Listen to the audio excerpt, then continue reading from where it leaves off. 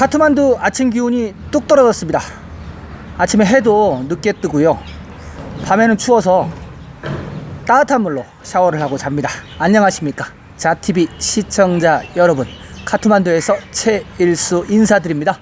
11월 2일 월요일이었습니다. 네팔 소식 전해드리는 시간 갖도록 하겠습니다. 제일 먼저 코로나 브리핑 먼저 해드리고요. 그리고 두 가지 소식 이어서 전해드리도록 하겠습니다. 확진자는 하루 동안 2,933명이 발생했습니다. 2,933명이 발생하면서 지금 누적 확진자 수는 177만 6,500명이 됐고요. 카트만두 벨리 같은 경우는 1,630명이 발생했습니다. 그래서 지금 카트만두가 전체 전국 확진자의 55.57%를 보이고 있네요. 1,630명이 발생하면서 지금 카트만두 누적 확진자 수는 79,600명입니다. 내일이면은 8만 명 돌파할 것 같고요.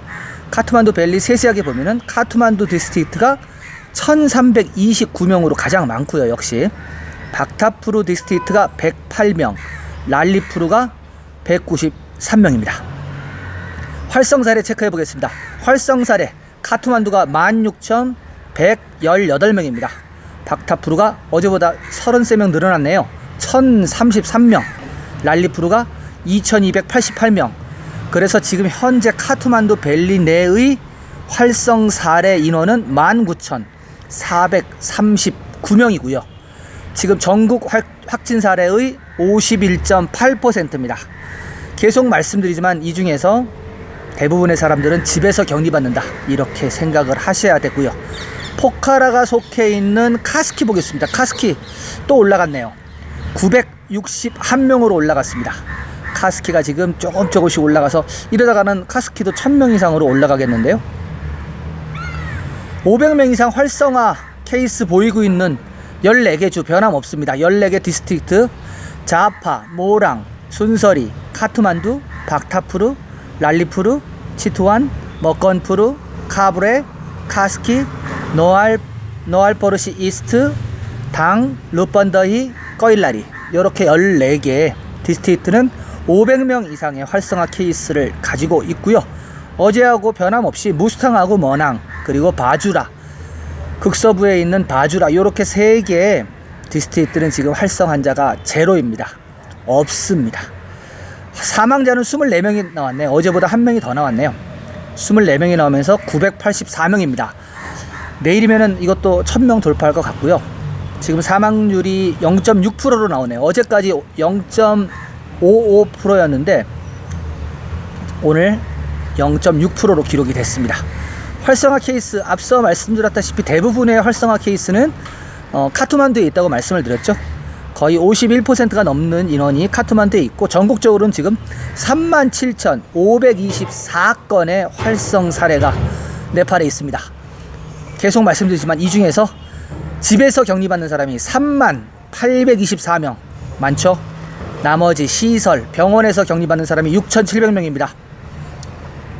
6,700명 시설에서 격리받는 이 사람 중에서 위중한 환자 많이 늘었습니다. ICU에 들어가 있는 사람이 지금 347명으로 늘었어요. 많이 늘었죠. 347명으로 늘었고 인공호흡기는 비슷합니다. 인공호흡기는 74명입니다. 완치자 보겠습니다. 완치자 3,150명이 늘었습니다. 그러면서 지금 네팔 누적 완치자는 13만 7,992명, 회복률은 78.2%입니다. 검역소는 267명이 집으로 귀환하였습니다. 그러면서 2,119명만이 지금 현재 검역소에서 집으로 가기를 기다리고 있는 상황입니다. PCR 테스트는요 24시간 동안 13,446건을 실행했습니다. 그래서 지금 현재 네팔 누적 PCR 건수는 146만 9,812건이 되겠고요. 그리고 13,446건 중에서 확진이 뜬 것은 21.81%, 이렇게 확진이 떴습니다. 그런데 지금 PCR 테스트가 유료 테스트인데도 많고, 그리고 정부가 유료로 선언하면서 환자들 접촉자 테스트를 지금 안 하고 있습니다. 그러다 보니까 지금 전체적으로 PCR 테스트가 낮은 거예요. 전에는 그나마 무료 테스트 할 때는 정부가 나서서 역학 추적을 했었거든요. 지금 역학 추적이 전혀 없습니다. 없다 보니까는 PCR 건수가 그만큼 또 떨어지게 되는 겁니다. 네, 요렇게 네팔 코로나 브리핑 좀 해드리고요. 단시는 별다른 건 없고요. 오늘은 그 10월 17일 이후에 관광객들이 들어오기 시작하지 않았습니까? 그래서 일주일 동안 호텔에서 격리를 받고 그리고 이제 히말을 갔는데 얼마나 많이 들어왔겠거냐 뭐 이렇게 다들 말들이 많은데 어저께 기사가 하나 나온 게 있습니다. 10월 17일 이후에 히말라야 6,000m 이상을 허가해준 원정대가 단 5개 팀밖에 없었습니다. 예상하고 뭐 별로 이렇게 다르지 않습니다. 많은 사람이 들어오지 않을 것이다 라고 예상을 했는데 역시 마찬가지였습니다. 현재 10월 17일 이후로 5개 팀만이 네팔에 들어왔다고 합니다. 네, 요렇게 코로나 소식하고 단신 전해드리고요. 두 번째 소식으로 넘어가도록 하겠습니다. 두 번째 소식은 좀 약간 좀 영화 같은 소식을 좀 전해드리도록 하겠습니다. 다누샤에서 5분 간격으로 사망, 이러한 제목을 가진 기사입니다. 소개시켜드리겠습니다. 자나푸르에서 같은 날 다누샤 노인 부부가 사망을 하였습니다. 람 켈라반 야답 씨와 그의 아내 수미트라 데비 씨는 월요일 아침에 사망을 하였습니다. 람 켈라반 씨는 91세였고 그의 아내는 88세였습니다. 고인들의 아들인 우펜드라 씨의 말에 따르면 아버지는 아침 8시 50분에 갑자기 사망을 하였고 당시 집안에서 그 말을 들은 아내는 5분 뒤에 사망을 하였다고 합니다. 죽은 부부는 같은 날 같은 무덤에서 화장되었습니다.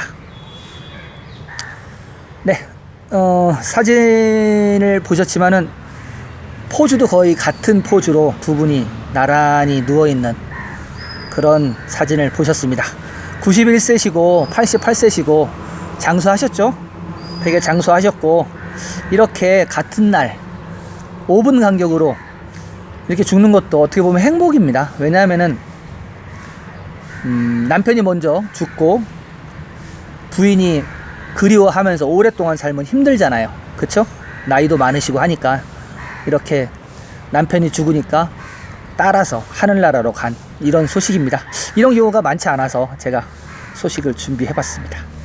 네, 두 번째 소식 이렇게 하고요. 세 번째 소식은 사설을 하나 제가 좀 요약을 해서 소개시켜 드리도록 하겠습니다.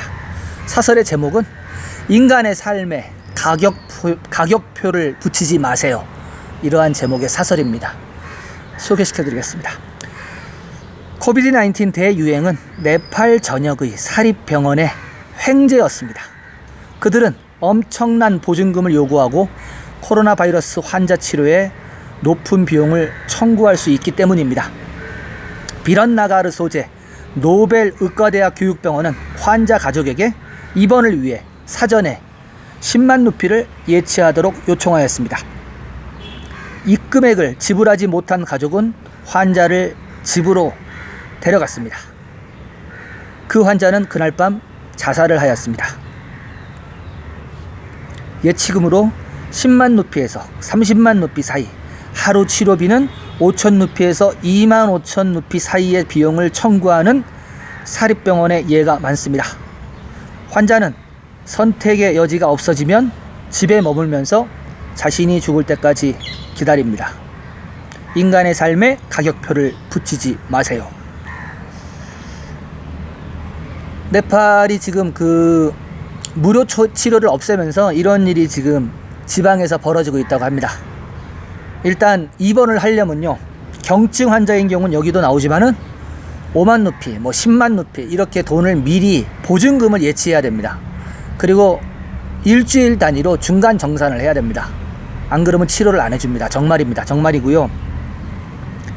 저번에도 한번 전해드린 적이 있는데 돈을 안 낸 검체 채취한 거를 실험실에 가져가면요, 실험실에서 돌려보냅니다.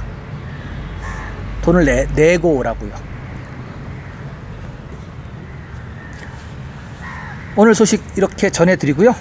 자TV는 매일매일 네팔 소식을 여러분들한테 전해드리고 있습니다. 지속적으로 업데이트 받아보시길 원하시는 분은 구독 버튼 눌러주시고요. 그리고 구독 후에 나오는 종 모양의 알림 설정, 전체 설정 하시면은 제가 카트만두에서 보내드리는 모든 소식을 가장 먼저 받아보실 수가 있겠습니다.